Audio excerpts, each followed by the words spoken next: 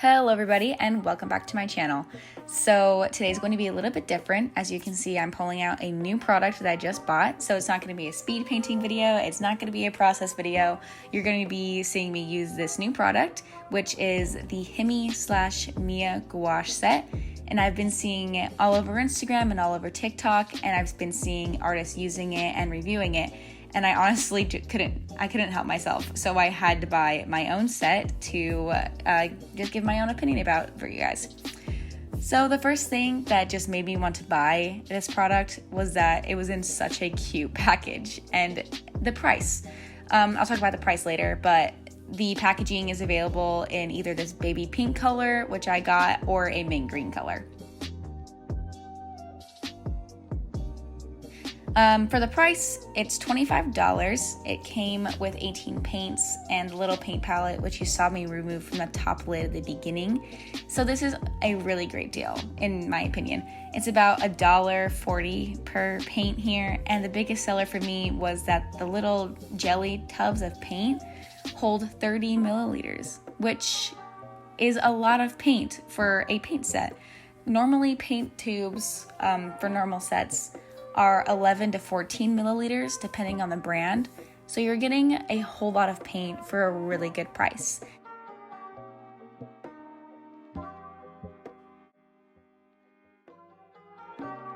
Taking off the little coverings on the paint tubs were a little frustrating for some people, but for me it was super easy, honestly, except for maybe like that golden yellow gave me a little bit of a hard time. But other than that, it was super easy, and honestly I really like how you can put the little tubs wherever you want and just create your paint palette to your liking.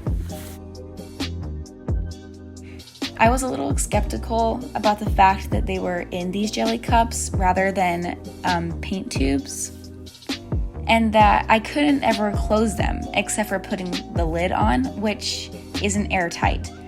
So I heard from multiple people that it dries out a little bit, but it doesn't ever fully dry out because of how much paint is in the tubs there.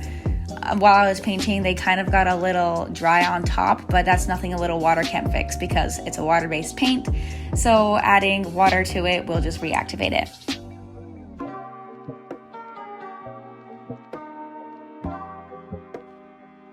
One thing I really loved while using this palette was being able to just grab the paint that I needed as I was going without having to grab a tube of paint, open it up, squeeze it out, and close it back up again.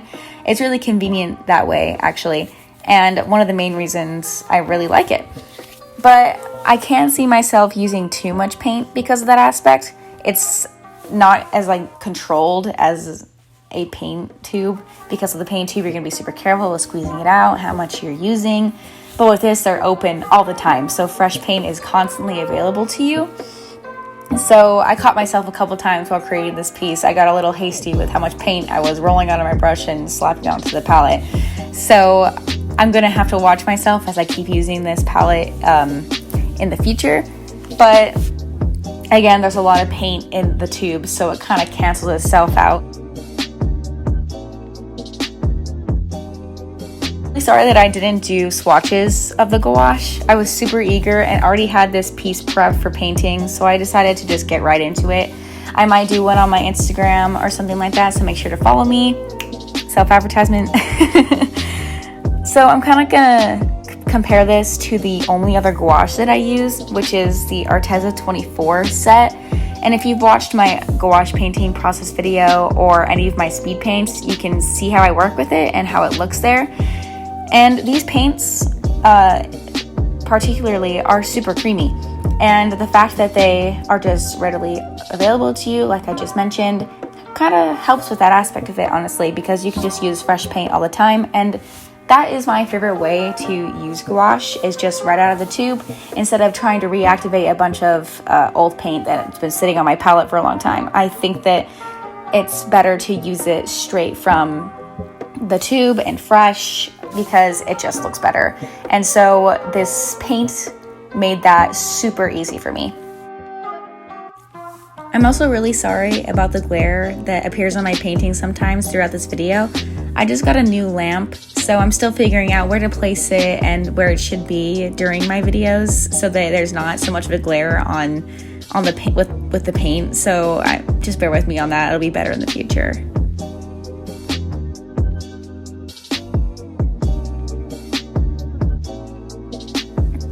And you'll see once I get to my other colors, I started with the black and white because that's what I wanted to do for this piece, that they are super bright and opaque. And if you have ever watched my painting process video with gouache, I say bright and opaque at least 20 times in that video. And I'm so sorry that I always say that, but that is what is most important when using gouache.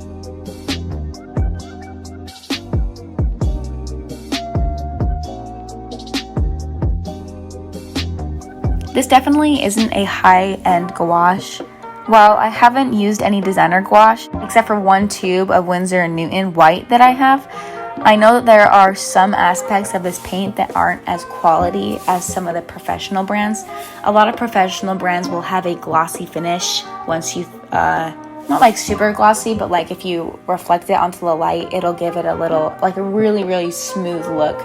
So these paints were chalky once it was all said and done, which is how the Arteza gouache is as well. And I haven't really wanted to invest in a whole Winsor & Newton set of paint. So I've been just kind of dealing with that aspect of lower end gouaches. But it's honestly, it doesn't bother me. So it didn't bother me once I was done with the painting.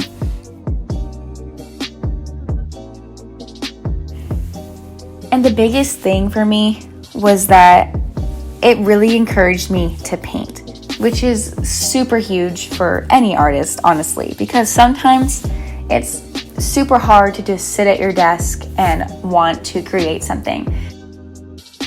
I don't want to get too inspirational in this video, so I'm not going to go down that path, but again, it's super easy to use and it made painting easy for me. So that's a big thing for me, and that's why I really like this set, and it was really worth the money.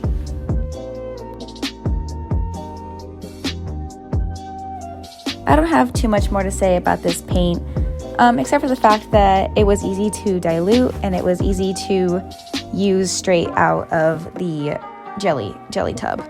So if you want to use it as a watercolor, you definitely can, and if you want to use it as what it's meant to be used as, a gouache in its creamy state, you definitely can.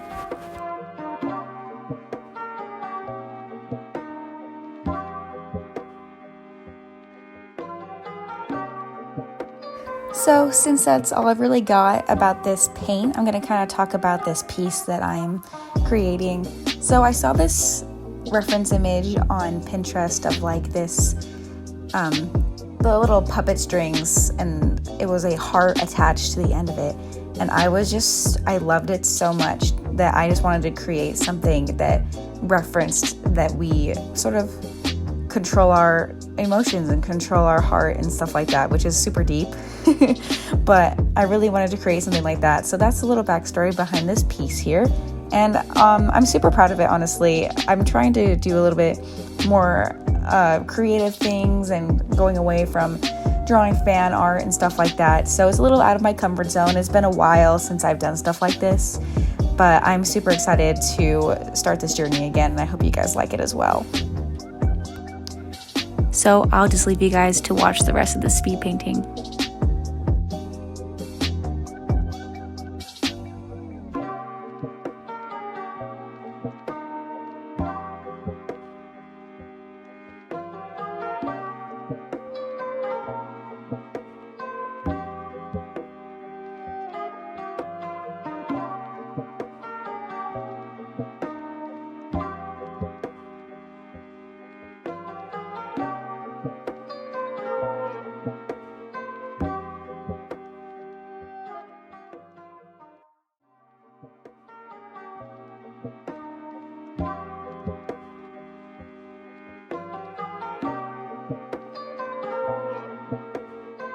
I really hope you enjoyed this video and that it gave you some valuable information.